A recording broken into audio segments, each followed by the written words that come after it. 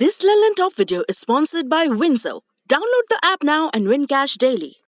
घर बैठे बोर हो रहे हो तो क्यों ना गेम खेली जाए भारत के best gaming platform WinZO app पे।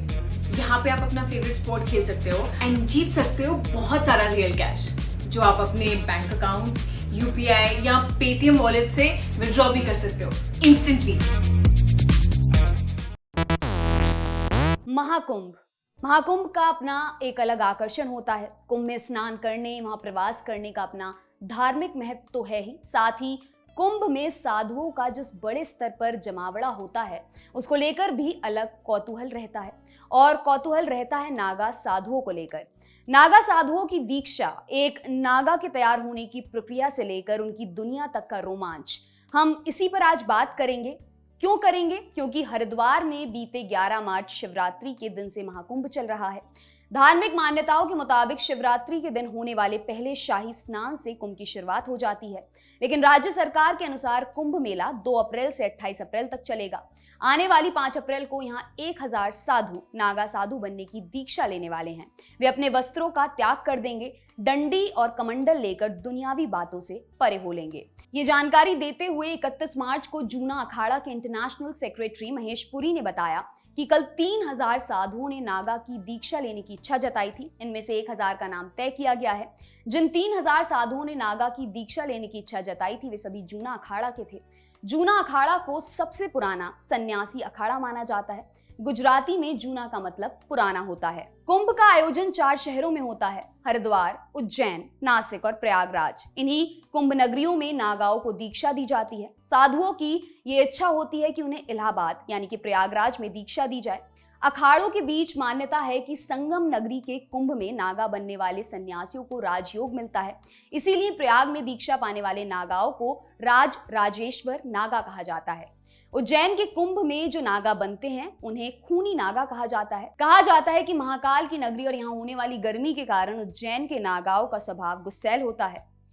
हरिद्वार में दीक्षा लेने वाले नागाओं को बर्फानी नागा कहा जाता है क्योंकि हरिद्वार शहर का मिजाज ठंडा माना जाता है। इसी तरह नासिक में दीक्षा लेने वालों को खिचड़ी नागा कहा जाता है। जानते हैं कौन होते हैं नागा साधु? प्रकृति के साथ एकसार, नग्न, युद्ध कला में माहिर। माना जाता है कि पुराने समय में नागा साधुओं को अखाड़ों की रक्षा के लिए तैयार किया जाता था। नागाओं को गुस्सैल प्रकृति का माना जाता है, हालांकि ऐसा जरूरी भी नहीं है। कुंभ मेले में जाएं तो तमाम नागा साधु मिलते हैं जो भक्तों से अच्छे से बात करते हैं, उन्हें परंपरा और धर्म कर्म की जानकारी भी देते हैं। नागा साधु भगवान शिव के उपासक होते हैं जिनका जीवन कठोर अनुशासन वाला होता है। नागाओं के तैयार होने की प्रक्रिया क्या होती है? एस्ट्रोलॉजी रेज नाम की वेबसाइट और पत्रकार धीरेन्द्र के झा की किताब एस्थेटिक गेम्स के मुताबिक किसी भी नागा साधु के तैयार होने की प्रक्रिया इन चरणों से गुजरती है। मठ में दाखिला और तहकीकात, ये पहला चरण है जब कोई व्यक्ति साधु बनने के लिए किसी अखाड़े के पास जाता है। अखाड़ा अपने स्तर पर पहले उस व्यक्ति के बारे में पड़ताल करता है। पड़ताल इस बात की कि आखिर वो संन्यास क्यों लेना चाह रहा है, परिवार वगैरह के बारे में पता किया जाता है। सब स्तर पर संतुष्ट होने के बाद उस व्यक्ति को अखाड़े में दाखिला दिया जाता है। इसके बाद उसे ब्रह्मचर्य पालन की शिक्षा दी जाती है। ब्रह्मचर्य व्रत रखने में 12 साल तक का समय लग सकता है। महापुरुष, ब्रह्मचर्य की परीक्षा पास करने के बाद उस व्यक्ति को महापुरुष बनाया जाता है। वह शिव, विष्णु, गणेश, शक्ति और सूर्य को गुरु मानकर भस्म, लंगोटी, जनेऊ और रुद्राक्ष धारण करता है। ये महापुरुष के आभूषण माने जाते हैं। इसके बाद नागा साधु बनने के इच्छुक व्यक्ति के सर पर जो चोटी है वह भी हटा दी जाती है। अब गुरु उसके कान में 3 बार मंत्र फुसफुसाते हैं। इसके बाद भावी नागा साधु को नया नाम दिया जाता है। इस नए नाम के साथ वो महापुरुष कहलाता है। अवधूत, यहाँ महापुरुष से सन्यासी बनने की प्रक्रिया शुरू होती है। बाल कटवाने होते हैं, खुद को तर्पण, पिंडदान करना होता है, यानी इसके बाद संसार और परिवार के लिए वह व्यक्ति मृत हो जाता है। उसका अब एक ही उद्देश्य रहता है, धर्म की रक्षा। महापुरुष को कपड़े उतार कर कुछ कदम उत्तर दिशा की ओर चलने को कहा जाता है। फिर गुरु वापस बुला लेते हैं। ये सांकेतिक कदम हिमालय की यात्रा को दर्शाते हैं।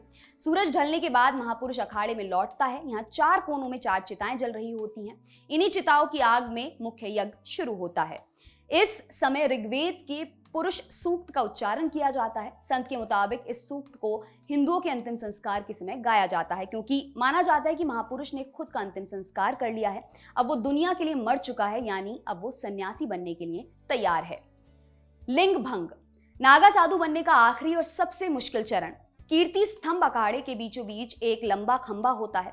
सन्यासी 4 श्री महंतों के साथ कीर्ति स्तंभ के सामने पहुंचता है। यहाँ एक आचार्य जल का लोटा लिए खड़े रहते हैं।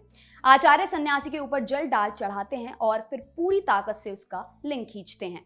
ऐसा 3 बार किया जाता है। इस संस्कार को टांग तोड़ भी कहते हैं। ऐसा माना जाता है कि टांग तोड़ में सन्यासी के लिंग के नीचे की खाल को तोड़ दिया जाता है। इसके बाद लिंग कभी उत्तेजित अवस्था में नहीं आता, वह काम वासना के पार चला जाता है, इससे मुक्त हो जाता है। लिंग भंग के बाद नागा साधु बनने की प्रक्रिया पूरी हो जाती है। आपके लिए तमाम जानकारी लाए हैं हमारे साथी अभिषेक। मेरा नाम है दिव्यांशी। देखते रहिए दी लल्लन टॉप। शुक्रिया। फेसबुक पर क्या फैला, ट्विटर पर कौन हुआ ट्रोल, यूट्यूब की ट्रेंडिंग से लेकर इंस्टा के सब झोल, सोशल मीडिया की हर उठापटक एक जगह। सोशल लिस्ट सोमवार से शुक्रवार रात 10 बजे दी लल्लन टॉप पर।